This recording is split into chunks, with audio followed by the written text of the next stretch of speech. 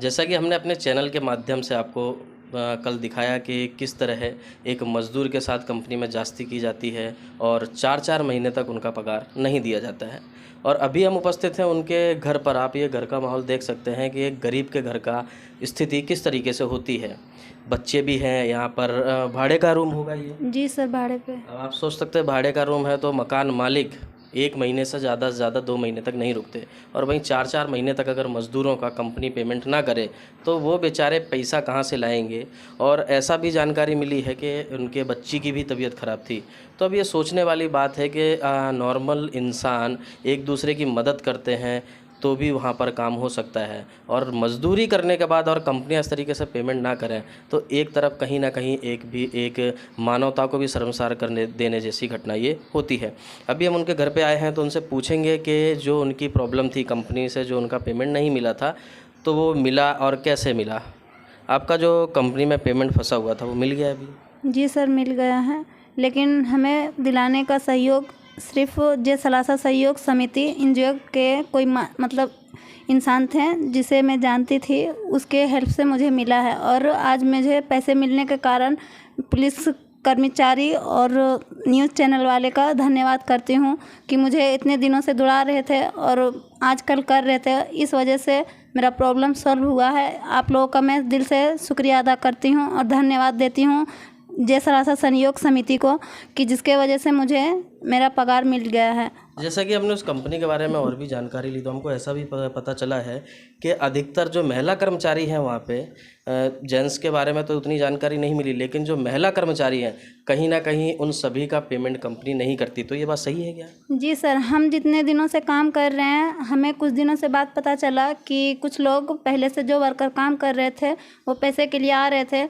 लेकिन मैंने उसके बारे में पूछा तो वो बोले कि नहीं, मतलब मेरा 1-2 महीने का पेमेंट बचा हुआ है, इसलिए मैं काम छोड़ दी थी, मेरा पैसे में लोचा कर रहा था। मैं बोली कोई बात नहीं है। तो वो मुझे पहले भी बताई थी कि पैसा यहाँ पे सही से नहीं देता है, तुम यहाँ पे काम करोगी तो फंस जाओगी। लेकिन मेरी मजबूरी थी सर कि मैं बच्चे को लेके हर कहीं जा नहीं सकती थी, इसीलिए मैं काम की, सोची कि आज न कल देगा। लेकिन जितने लोग आए उन लोगों को देखने के बाद मुझे भी कहीं ना कहीं अफसोस हो रहा था कि मैं फालतू में यहाँ पे मेहनत कर रही हूँ, पैसा मुझे नहीं दिया जाएगा।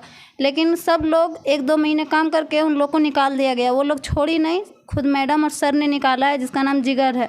वो लोग पैसे के लिए सब मज़दूरों को आजकल करके ऐसे फंसा के रखे हैं और इसी कारण से सब मज़दूर काम छोड़ दिए हैं। अच्छा, ऐसा सुनने में आया है, कोई कंफर्म तो नहीं, आपसे जानकारी लेना चाहेंगे।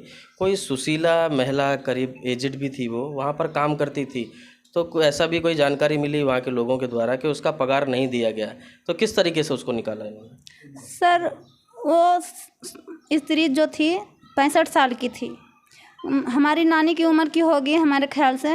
पैसे के वजह से उन लोगों को ना देने के कारण आज उन लोगों को मारपीट करके भगाया गया। वो मारा गया तो मुझे पता चला तो मुझे बहुत अफसोस हुआ सर। मैं उसे ढूंढने की कोशिश भी की, मैं सोची शायद वो मिल जाए तो उसका भी प्रॉब्लम सोल्व हो जाएगा, क्योंकि मेहनत इंसान करता है पैसे के लिए ही। क्योंकि अगर उसका पैसा नहीं दिया गया है तो फिर हमें भी पछतावा होगा, क्योंकि एक उम्र दराज लेडीज़ को मारना कोई अच्छी बात नहीं है। जैसे कि आपने सुना कि सुशीला जो महिला है काफ़ी एजेड भी हैं और कंपनी में लोग अपना पेट भरने के लिए काम करते हैं। मारा गया या नहीं मारा गया, क्या हुआ उनके साथ में, ये तो एक जांच का विषय रहेगा। दूसरा, हमारी टीम भी इसके ऊपर जांच करेगी कि अगर ऐसा कुछ हुआ, जैसे कि हमको सुनने में भी आया और इन्होंने उस कंपनी में काम किया इसलिए हमने इनसे जानकारी लेने की कोशिश की, लेकिन वो महिला यहाँ पर ही रहती है, तो उस महिला के बारे में भी ज़रूर जानकारी लेंगे और सच्चाई क्या है वो जल्द से जल्द आपके पास लेकर आएंगे। और जैसे कि सालासर सहयोग, जय सालासर सहयोग समिति के द्वारा हमको जो जानकारी मिली थी, उनके वापी के जो कार्यकर्ता हैं यहाँ पर वो उपस्थित हैं, हम उनसे पूछेंगे कि इस जो कार्य को उन्होंने किया वो किस तरीके से किया और क्या भूमिका रही उनकी। जी सर, इनकी बहन का जो लड़का है वो मेरे पास जॉब करता था, उसका नाम राज मोहम्मद करके है। तो उसके माध्यम से ये लोग मुझे जानते हैं। तो इनका सैलरी करीब 3-4 महीने से नहीं मिल रहा था, तो इन लोग मेरे पास आए, बोले ऐसा ऐसा बात है।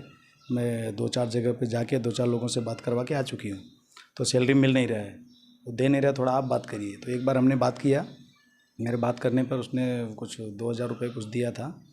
और एक मुन्ना खान करके हैं जो मजदूर संघ के कुछ अध्यक्ष हैं यहाँ पे, खुशबू प्लाजा गुंजन में उनका ऑफिस है, उन्होंने भी बात किया था। किसी के कहने पे उसको कुछ फ़र्क नहीं पड़ता था, उसका एक ही कहना था, तुमको जहाँ जाना है, जिसके पास जाना है, पुलिस प्रशासन पर जहाँ जाओगे हमारा सारा पहचान है, आप कहीं भी जाओ कुछ फ़र्क नहीं पड़ता है।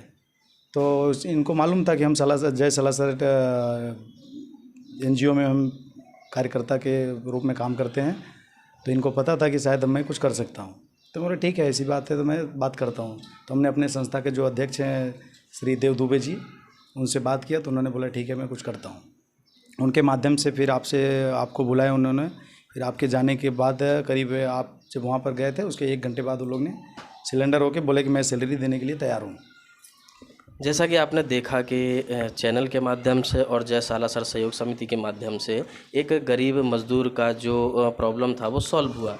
तो कहीं ना कहीं ऐसी परेशानियां वापी GIDC में अधिकतर जगह होती रहती।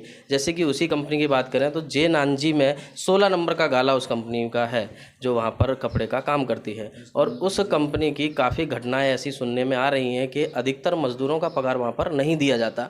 तो कहीं ना कहीं ये हमारे जो संबंधित अधिकारी हैं इस विभाग के, उनकी भी कहीं ना कहीं ये एक ढील है कि इस विषय में उनको कोई जानकारी नहीं। और दूसरी बात, जैसे कि देखा गया है कि कंपनी में जो पेमेंट की बात होती है तो उन्होंने जैसे बताया कि 6,000 रुपये, तो कहीं ना कहीं ये भी एक जांच का विषय होता है।